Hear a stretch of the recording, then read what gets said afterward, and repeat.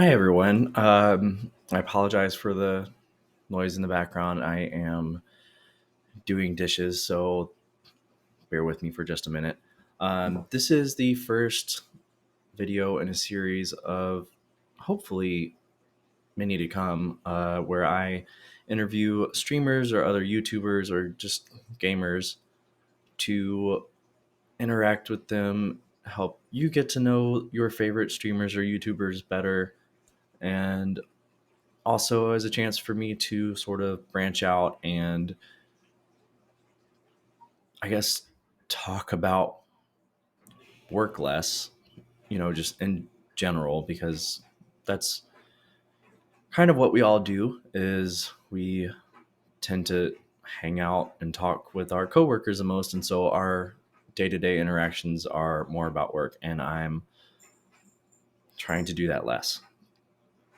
So today we're talking to Runner1226. He is a very pleasant person to talk to, very fun, entertaining, but also very encouraging of his viewers to do what they have to do to take care of themselves. And that's what kind of drew me to Runner in the first place. So, without any further ado, here is me and Runner. So, thanks for announcing that. I Um, know, it's so awkward. yeah. All right. So, we have Runner1226, who is a streamer on Twitch. And why don't you tell us a little bit about who you are and the games that you like to play? Uh, I'm Charles or Runner. I a little bit about myself. I've been playing games since I was a kid. I had a Nintendo when I was very young. Um, Mario, Castlevania, those were the first kinds of games I played.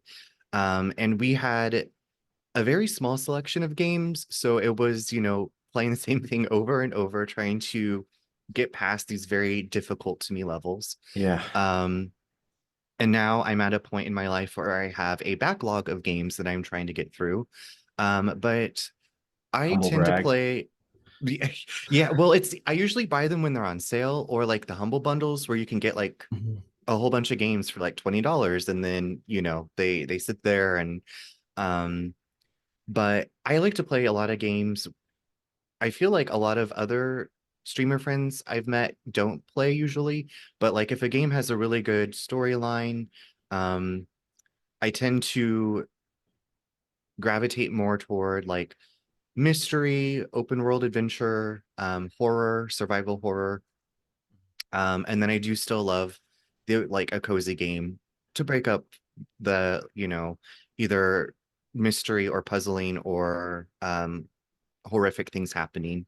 Um, Lately I've been playing a game called Paradise Killer, which had been in my backlog for a long time, and I finally started it, and it's become like one of my new, I would say, like all-time favorite games. And it's an open world murder mystery set in a vaporwave world with really good music, and you just wander around. You're trying to solve a murder, but there's no time limit, there's no rush. So you're just exploring this beautiful world, listening to great music, asking questions, and there's no fall damage, so you can just wander around this cool world and enjoy your time. So uh, that and like the Resident Evil series has always been a favorite. So I don't know. I feel like I go through kind of phases or cycles with the types of games that I play. So um, Yeah, I I have never touched a Resident Evil game. Actually, I don't think I've ever touched a horror game because I get scared so easily. okay. Like not even just watching anything, I can even at work people will come up behind me, and as you know, I work with people, Yeah. and people can just walk up behind me knowing people can do that, and I will still jump. And it's funny to everybody else, but Now, yeah, I was like, I'm laughing and but I was like, I've watched you play Blasphemous, and that game is pretty dark. And I would think it could have some jump scares in it with the enemy movements. And like I came back to your stream today and there was something happening on the screen and I was like, what is happening right now? And so I mean to me that's like kind of a horror game, like the difficulty and the imagery in that game. So I feel like Men you that do. lactate are very scary. Yeah, it's like so I feel like you dabble in a bit of horror, maybe Mm. not the traditional survival horror, but um, I felt that world is so dark and disturbing, um, that I was, kind of creeped out. I liked it, but I was like, oh, this is, spooky and gross and weird. Um, yeah. That's kind of a recent trend for me because I think during 2019 or maybe the start of the pandemic, my buddy told me I should play Bloodborne, and like I didn't think of it as a horror game. I thought of it as being like Dark Souls, which I think I did play that first, but Bloodborne was like a whole other thing, and I just really liked it. I've been wanting to play that for so long, but I've been so intimidated by the difficulty level. Yeah. I've watched some play like gameplay of it, and I don't think I watched a full playthrough because it seemed like the YouTube that I found was pretty long. Like it seems like a longer game. But I love the aesthetic and Mhm. the story, and I was like, this is right up my alley, just not the difficulty. So um, someday I hope to try it out because I've never. I feel like I come to your channel and you are playing these very punishing, difficult games, and I'm like, this is outside of my wheelhouse of stuff that I can do, or I enjoy doing, and um, so I guess maybe in some way, like you were inspiring me to give them a try, eventually, but yeah, Bloodborne's one of those that I was like, this is everything I like. It's just the way I'm interacting with the world. I'm like, this seems really difficult, and Mhm. I might cry. Well, and one thing that's really funny about the people who play from soft games, they're typically not very helpful. If you go to a forum on Reddit and ask for advice, you will inevitably encounter the answer get good, Oh, yeah. uh, which is super toxic. I mean, obviously, that's like telling a depressed person to just be happy. Like, oh, Right. right. Yeah, that didn't occur to me. Sorry. Yeah. So, yeah, I will be taking a break from Souls likes Metroidvanias for a little while because I have been hitting my head up against walls for the last week or two, Yeah. and I'm just ready for a change of pace.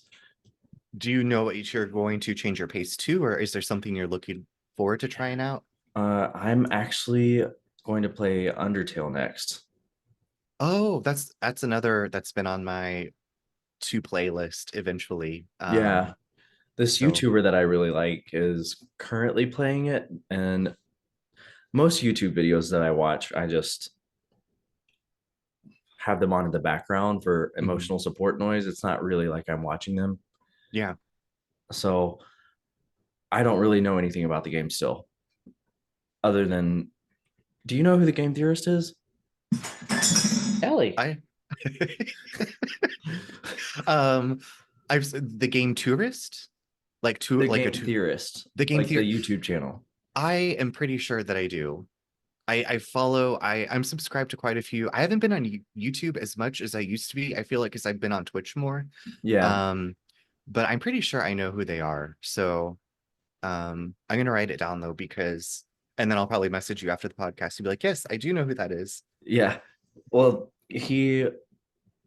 so the current head of the channel, who he just announced that he is leaving. Matt Pat. Okay. Yes. Okay. Yes. Okay. I do. Yes, I do know who that is. Yeah. Yeah. So he did a video about Earthbound, and then later did a game theory about Undertale, saying that one of the characters is Ness.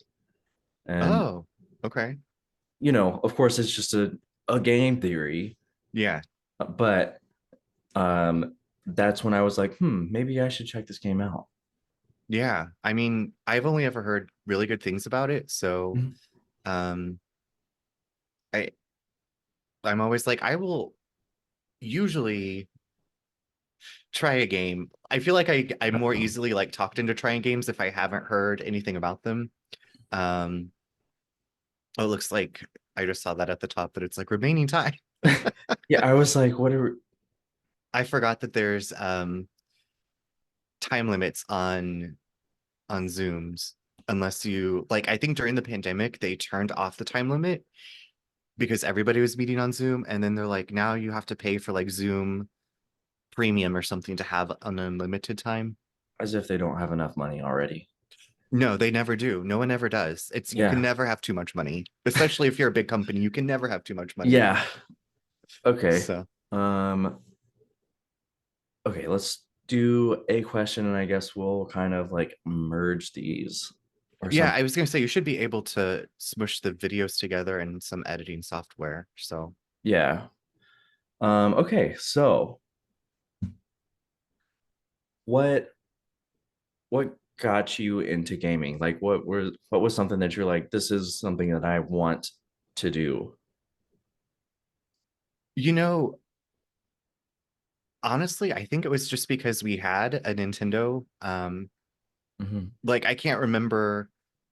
I don't really remember life before that there was, a console in the house. And um, growing up, m- some of my childhood, I we moved a few times when I was a kid, but Mhm. um, my formative, I guess, years, we were in a cul-de-sac lived in a cul-de-sac with other kids who also had Nintendo.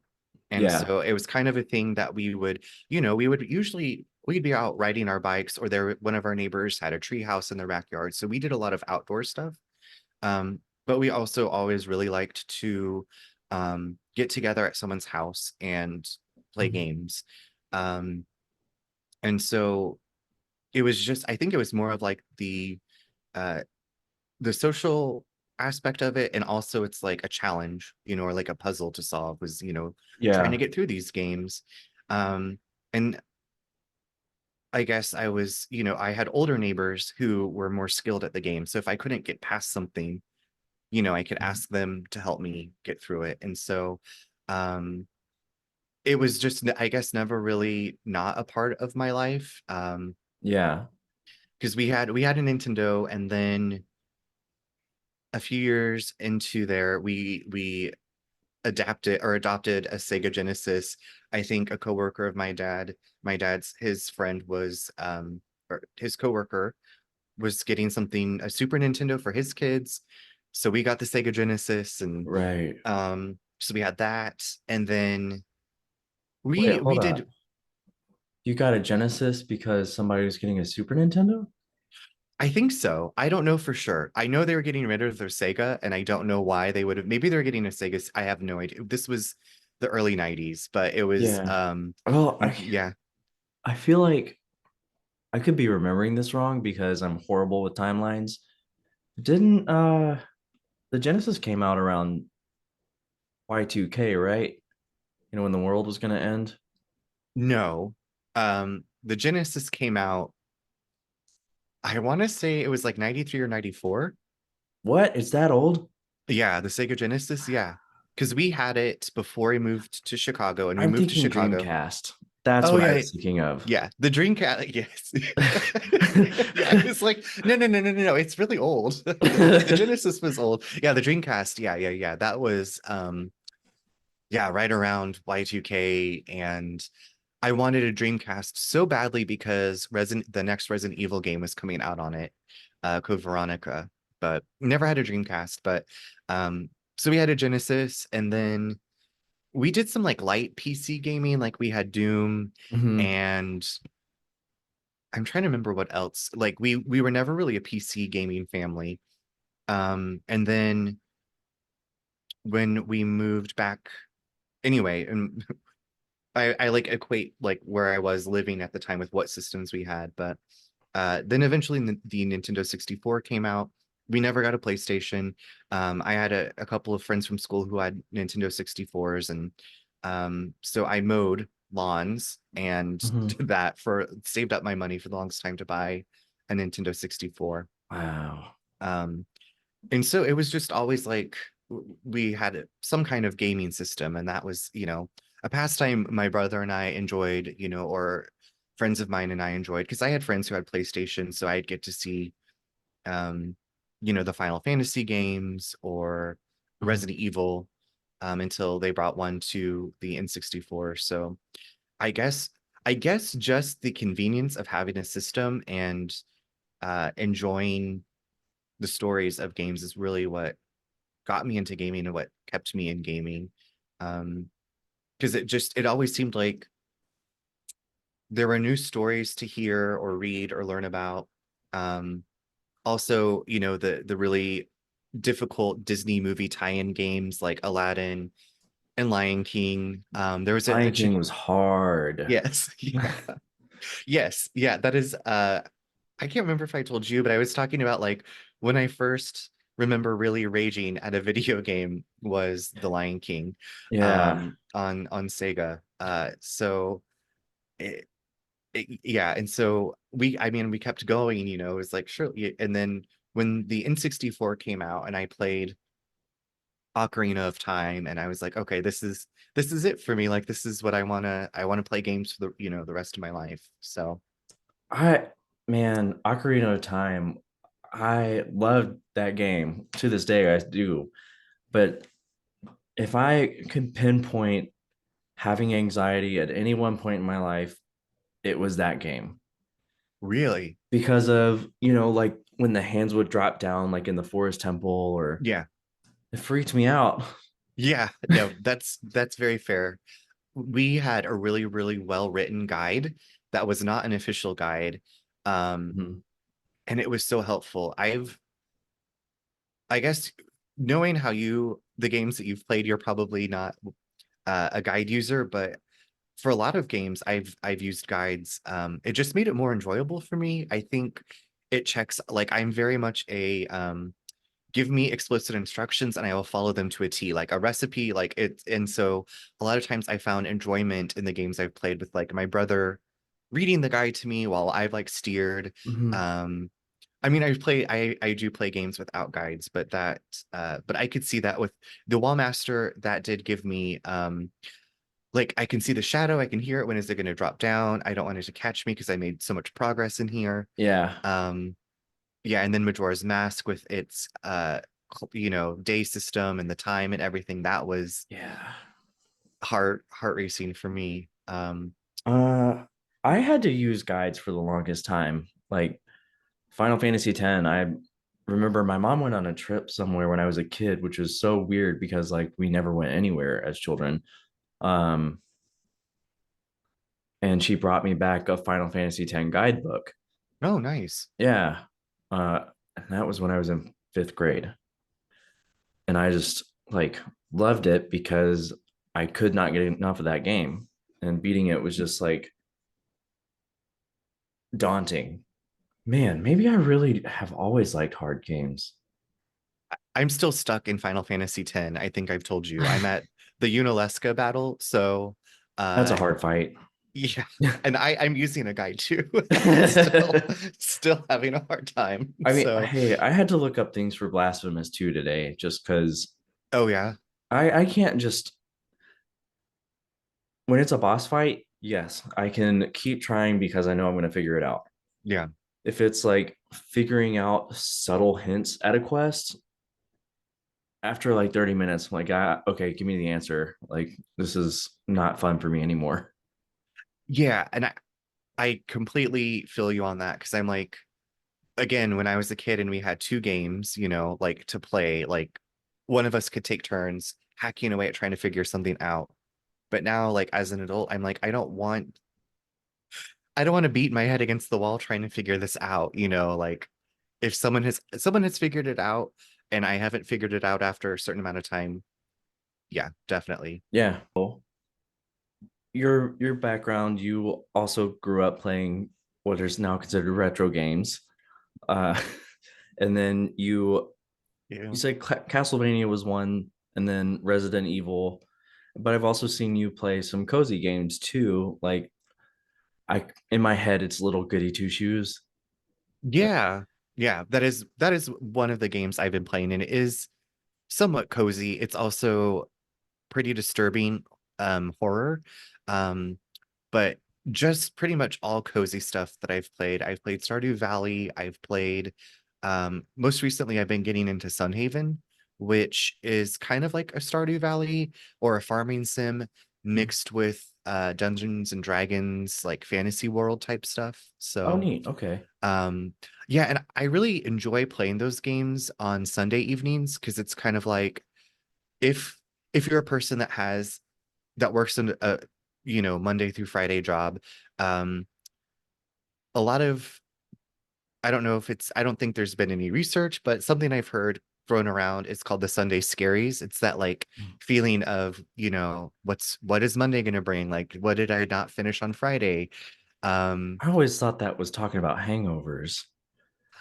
it's probably exacerbated by having a hangover. If you've been partying Friday night, Saturday night, and you wake up Sunday and you've got that anxious, what did I do this weekend? And Yeah, um so I think that definitely can play a part in it, but for me it was always like, which emails did I not address? Like, what preemptively can I start doing tonight, even on Sunday when I'm not getting paid, to make my Monday easier? At least, I've had jobs where I've had felt to I work needed to while do you're not that. at work. Exactly. And so yeah, I like to play, I call it my Sunday soothies on Sunday evenings. Yeah. Um and lately, uh well, it kind of started with whoever was first in chat most often for a month, I would ask them what they would like me to doodle for them. And so I've been incorporating just some chill drawing time, listening to some music and chatting. I do that for, an hour and a half or so, and then switch to a cozy game. And for me, that's been like a really nice way to ease myself into the week, because I'm like, do I really want to play something tense and like the night before I go start the work week over again? So Yeah. um yeah, I like to have a balance, which also I think translates to stuff like I read a lot of spirituality and self-help books, and then I read a lot of like Stephen King. Mhm. um so somehow my brain is finding some kind of balance in the media that I'm ingesting or consuming, I guess, is what another way of saying it. But yeah. Well, one thing that draws me to your stream regularly is that yes, you are a gamer, but you also seem to be a very caring and nurturing person. And Hmm. I guess that comes from doing things like the Sunday Soothies, where, taking a break from your typical horror games. But I do really enjoy how you, when somebody says like they've got to go do this or whatever, you're encouraging your viewers to do what they need to do to take care of themselves. Yeah, yeah. Well, so I got my degree. I went to school and I got my degree in psychology. So I've always That tracks. Okay. yeah. And for pretty much from right before I graduated high school until my mid 20s, I helped run a pet funeral home. And Mhm. so I've always been very care focused and nurture focused. I think I studied psychology like a lot of, I don't want to speak for all psychologists, but you study something because there's something about yourself that you want to understand better. And I Yeah. feel um just and like streaming's a thing, like you don't take for granted anybody coming to spend time, because there's so many different ways we can spend time. And something you mentioned earlier that like pinged for me was the I think maybe you said emotional companionship, or when when you put on your YouTube videos, and it's like, Oh, yeah. I can't remember if that's the phrasing you use, so I don't mean to put words in your mouth. I said emotional support background noise. Yes, emotional support background noise. And so and I was like, if that's something I can provide, even, like that makes me happy, because it's like there's a lot that a lot of us just maybe don't have the resources to face, and Mhm. or we don't feel supported. And it's like, if you can create an environment where I feel safe and I feel comfortable and the people in chat, whether they're lurking, they're chatting or whatever, it's like if you can have that kind of space, like that's what I gravitate toward, and also this like the person that's streaming, like, do I enjoy chatting with this person? Do I think this person would I choose to hang out with this person outside of like if I met them in real life, like would I be interested in meeting this person, Yeah. And it's like um there's I don't even know how many streamers there are. There's, a wide swath of streamers. And Yes. I think the pandemic also encouraged more people to get into streaming, Hmm. um and so just yeah, having even if I am playing a terrifying game, uh I know I played Outlast, that it was a community challenge and people voted for it. So I was like, okay, I'm going to play Outlast. This is a game I've never really wanted to play. And during some intense parts, I was like, okay, we're going to take a break and we're going to watch some Real Housewives of Beverly Hills ASMR videos. So it's scenes that are dubbed over by somebody doing an ASMR voice, and they're just really funny and silly. And I was like, this is just what I needed to help me keep going through this really dark game. Yeah. Um, so yeah, I think j- listening to people, and even I I guess we're reading the chats, so it's not listening, but you're just and a lot gets, as we all know, it gets stripped away when it's just text. You can't hear Mhm. their tone, you can't see their body language, but um eh, if you're lucky enough to have people that come back, to chat with you, just I felt for a long time that I was like in my 20s and in college, I was a social person. I loved to go out and do things. And then I was like in a phase of my life where I was like, I'm too busy to do things like, with work, and I'm exhausted from work and then um other personal projects. And now and I think I know I do have that on my Twitch panel, is that like we made a big cross country move. I have more free time. I don't have um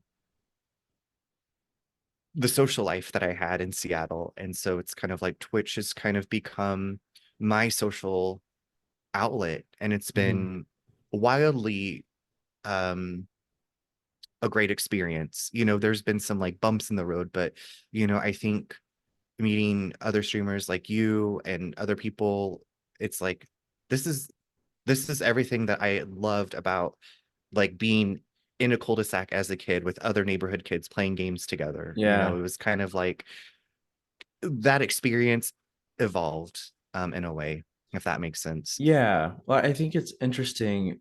And this thought kind of just occurred to me, but it's being social, but on your terms. Yes, yeah. You can kind of dictate a little bit more of how people are going to engage. Of course, it gets personal, which is great. I mean, that's what I want out of it, Hmm. because as you get older, it gets harder and harder to make friends in real life, because nobody ever teaches you when you're 16 how to make friends with a 32-year-old. Yeah, exactly. Uh, so yeah, no, it is really great. And this actually kind of helps me segue into my next question. What led you to making content or being a streamer?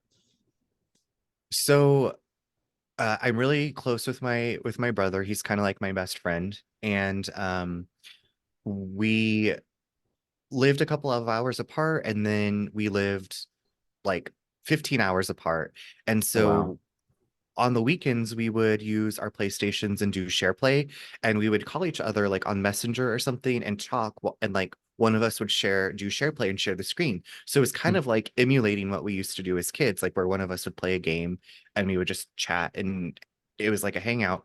Well, share play wasn't working very well, so I was like, well, I could just stream on Twitch, because Twitch has like an integration on the PlayStation 4. Yeah. um and so I did that a few times, and then while we were still living in Seattle, I was like, okay. it's pandemic.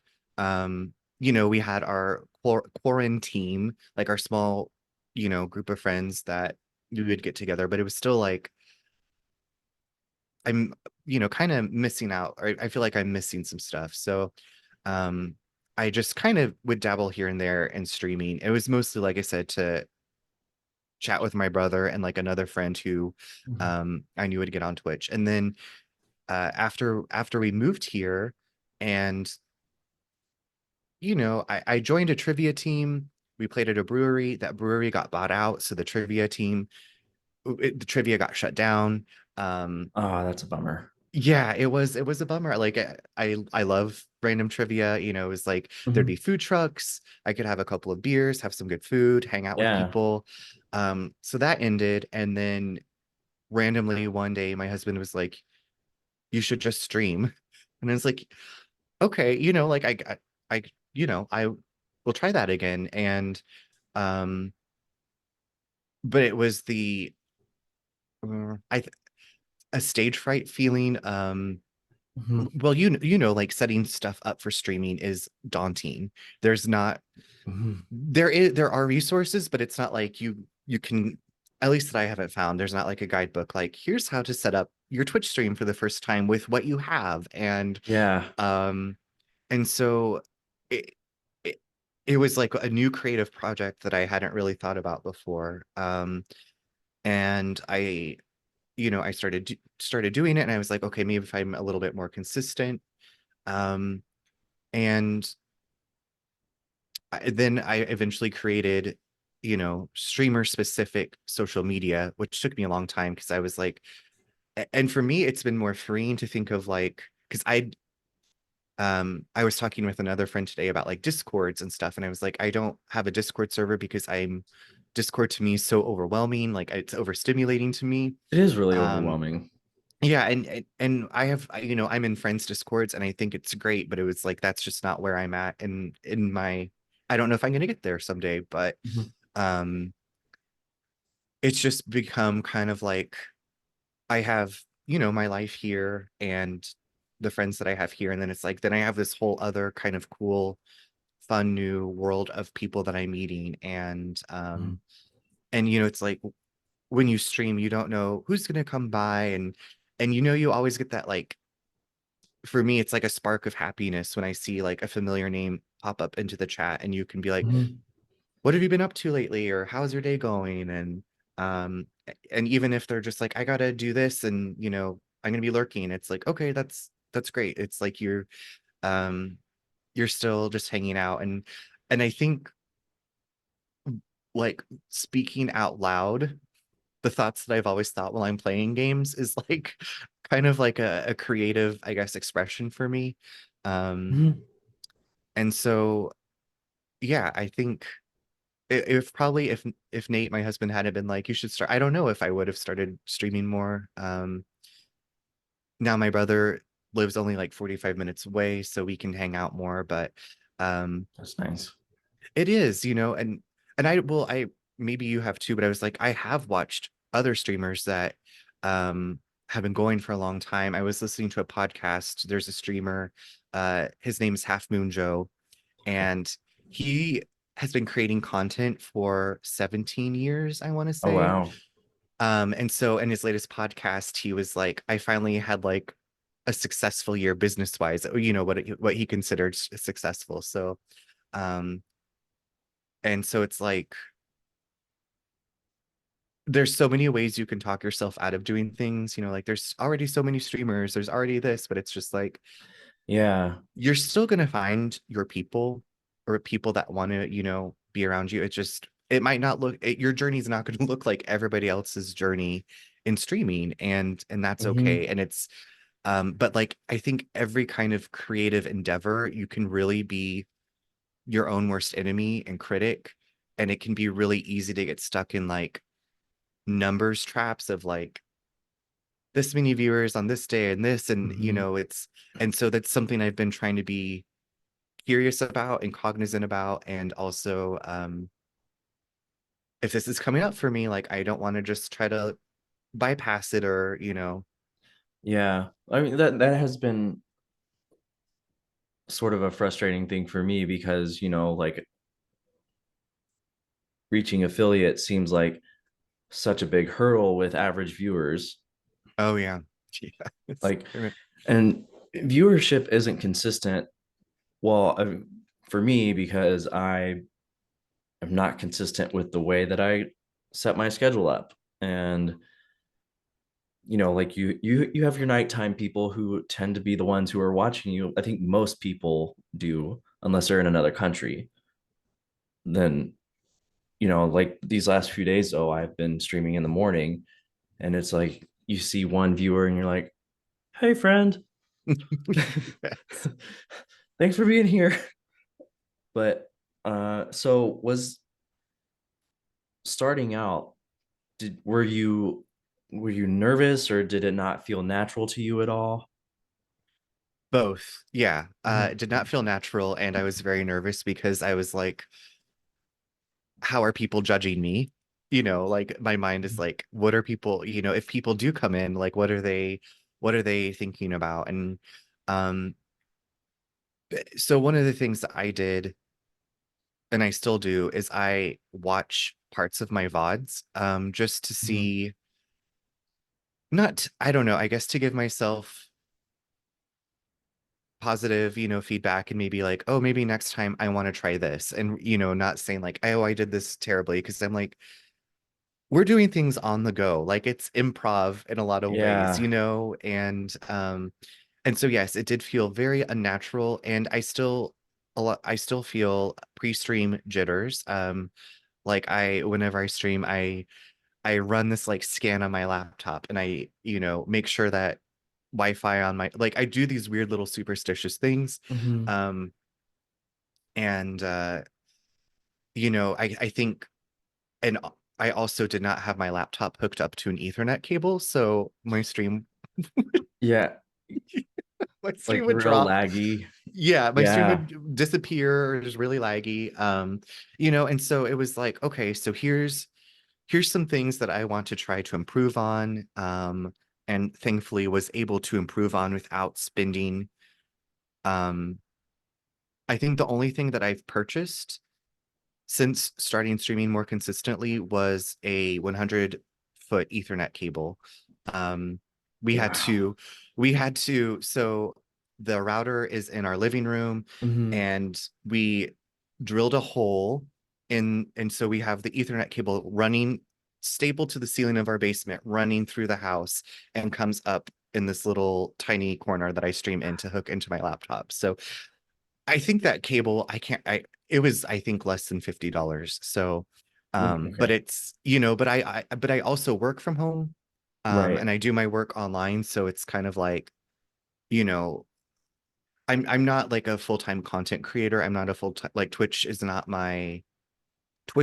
what provides a stable, steady income for me. Yeah. And I don't know if I ever want to make it like that. I guess I Mhm. don't know if I ever desire to be a full-time content creator.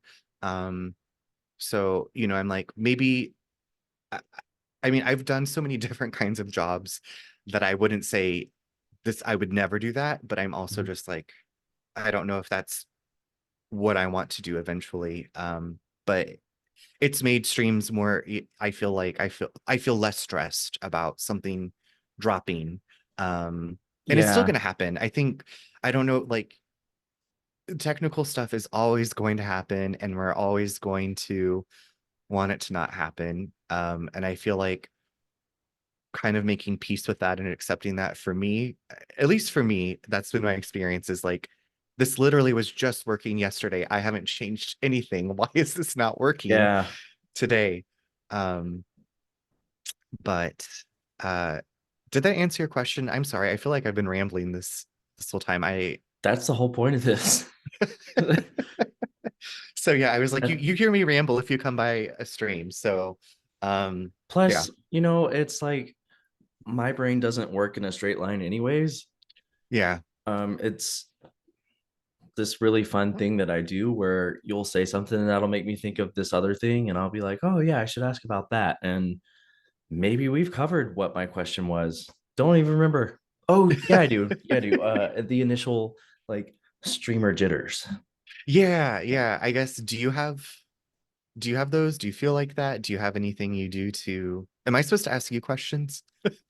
If you want to, yeah. I mean, yeah, I'm happy to answer Okay. questions. I don't have like routine a routine of things that I do to like get myself ready mentally. I'm one of those people that's like I just gotta rip the band-aid off and just go for it. Either I'm good if I don't do that, then I won't do it at all because I'll find a reason not to. Um, but like having people who come in consistently, like Justin Hadoken or Prince of Games, they come in regularly, and having people that I interact with on a daily basis makes it so much easier for me, knowing that Yeah. at least I'll know two people there. Yeah. Like going to a party, like I don't know if I want to go. Like, what if I don't know anybody? But like I'll know this person, so that's somebody. So but of course I didn't know them at first. I literally just started doing it because I was like, I think I want to try this. Like I wanted to meet people outside of aviation because I'm so tired of talking about airplanes. Like I don't want to think about work. I want to talk about these other things that I like to do. Yeah. Um, and so it's been good that way, and it's also been enriching in a way that I didn't expect because there are people who are becoming a normal part of my life that I wouldn't have otherwise met, and I really like Yeah. that.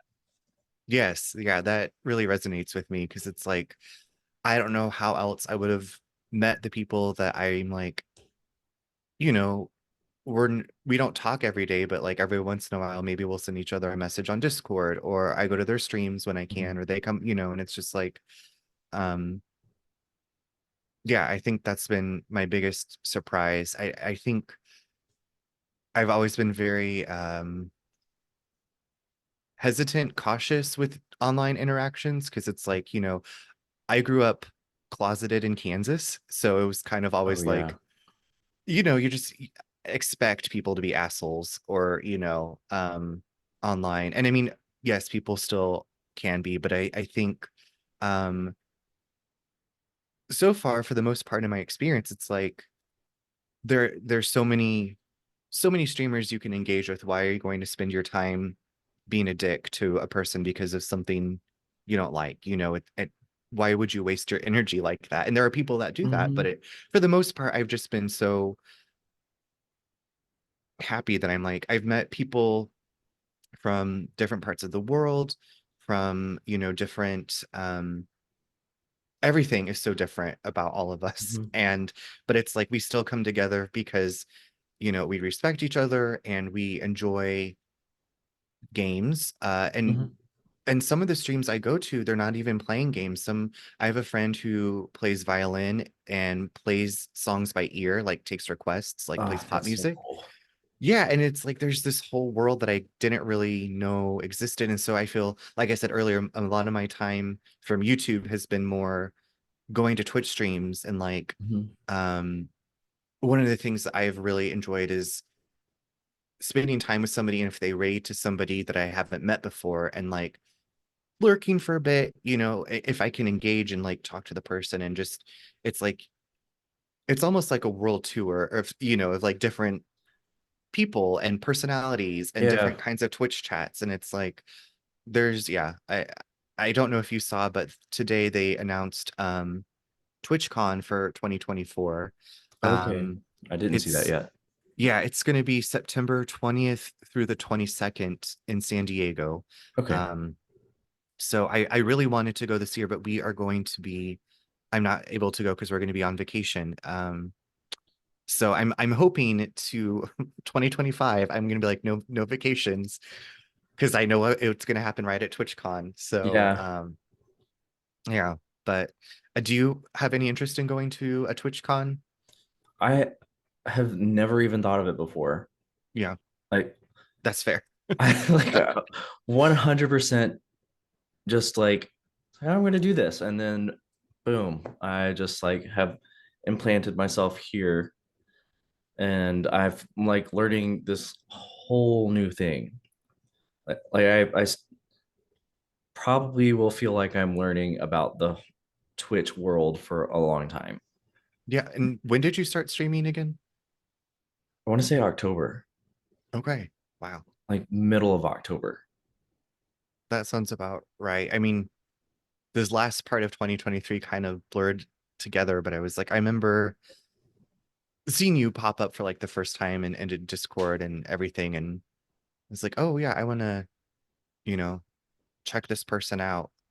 Um, because again, that's like the nice thing too about Twitch is like you can go to someone's chat, I guess depending on what settings they have turned on, but it's like you can lurk in someone's chat and they don't necessarily know that you're there, and you can maybe just kind of observe and be like, does the tone of this feel like a good place? And Yeah. um, and it's yeah.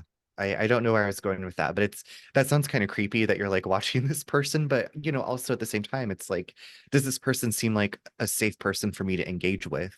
Hmm. Is I guess how I think about that approach is um are the people in the chat, do they seem, you know, like kind people, if Hmm. that makes sense? Like do I just feel safe being myself here in this person's Twitch chat? And Yeah.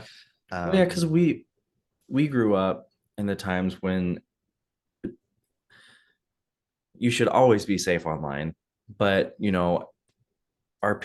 my parents would tell me like, hey, don't give out any personal information, like you don't know who's on the other side of the computer, yeah, which is totally valid and kind of surprising that my parents had the foresight. Not that my parents are dumb, my parents are right. very smart people. It's just, like if I were a parent, I wouldn't have even thought like anything malicious could happen from the other side of a computer. Yeah. Yeah. um no, it's a interesting little, it's way bigger than a community. It's like a universe, an internet, a galaxy.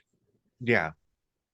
Um, okay, so let's wrap up with one more little fun question so that oh yeah, okay, so it's gotta be, oh, we got 10 minutes. Okay, we're good. Yeah. Um, what other nerdy content do you consume? I know you said you read Stephen King, and Powerpuff Girls was a show that we both watched when we were growing up. Yeah. So I'm currently reading The Return of the King. I'd never read the Lord of the Rings trilogy before. When we Hard books to read. moved, yeah, well, when we moved across the country, I read The Fellowship of the Ring on that long trip because I was like, this seems like a very appropriate road trip moving book. Yeah. And so I read that. Um I feel like I have not been reading as often with Twitch being such a big part of my life.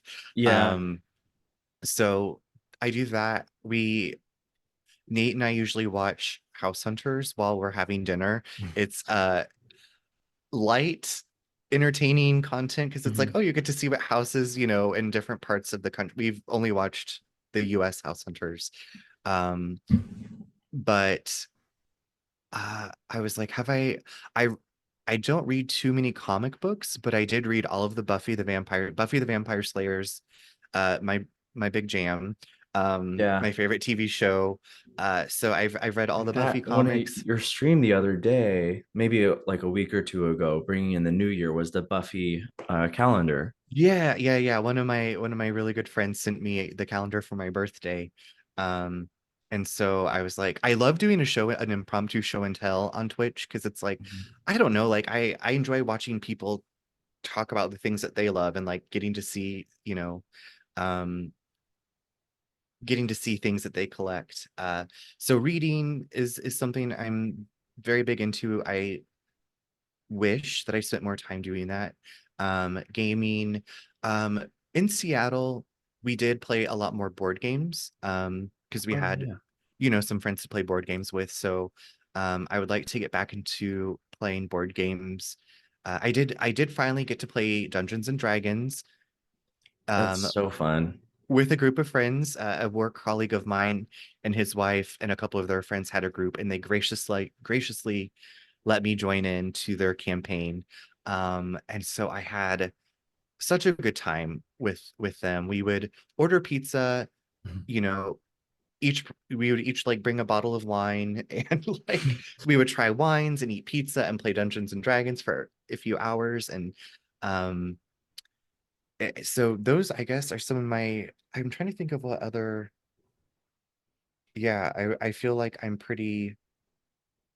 looking around at the stuff I have here on my desk. Like I have my Buffy tarot cards, I have my Resident Evil figurines, I have my like I feel like if I love something, like I kind of pull that kind of stuff into my life, and it usually is something that's pretty nerdy because I don't have a ton of real life friends, like friends that I grew up with that are also gamers. So Right. um that's and that's another thing I guess I didn't talk about, but it's like it's kind of like I have the second life because a lot of my friends don't know that I stream, and I haven't uh come out to them about that yet. And not that I'm like embarrassed that I stream, but it's kind of nice just having something Separate. that's, yeah, something separate, something that's my own. And then maybe I will. And that's like another great thing. Like I something you said that resonated with me was we get to set like when we engage, like being a Mhm. streamer. Because it's I've always been a proponent of like, if you're not feeling it, don't force yourself to do the stream because you're just, in my experience, it's just, if you cannot do it, then don't do it. Like, like there's so Yeah. many other things in our lives that we have to do in order to survive. Like I have to go to work because I have to make money to, to do this and this. And it's like, if you are feeling depleted, if you're, like, I don't know, like I'm just not feeling that I want to put this out there, then you don't have to. And that's a beautiful thing. And you can give yourself that grace to not push yourself to stream. Yeah. Um, so again, I guess that's one of my other nerdy things is like self-help and spirituality and psychology books. Well, that's one Um, thing that I think has changed over the years is nerd has become a more broad thing, like some people, I think it's started as a joke, but the more you think about it, like people who are sports fans knowing all the stats and, where they played, that's nerdy. That's like, you know, exactly. All of us yeah. are nerds. Some of us just mask it better, or we have things that are considered less nerdy because there's more people that voice their support, or that's Mhm. exactly that, right. I had a boss one time. We were at a company holiday party, and we were leaving early to go. Our friend was like, I got us a ticket to, it was one of the Star Wars movies, and I'm not, please don't come for me, I'm not a huge Star Wars fan. um I respect the movies, but I'm not like, "Ah, I got to see I got to see it." Anyway, I told her, I was like, we're leaving to go do this, and she's like, oh, you're such a nerd. And I was like, you're the one who has like all of these basketball stats like that, and she's like, fair. All right, guys, that's going to do it for today. That was Runner1226. You go follow him on Twitch and show him some love. I really appreciated him agreeing to do this. I feel like it's a little bit different, kind of putting yourself out there a bit more, just interacting one on one with somebody, especially somebody who you just know from the internet. But I really enjoyed getting to know him a little bit better, and I hope you guys enjoyed it too. And this was Gamer Chats. So I'll see you guys on the next one.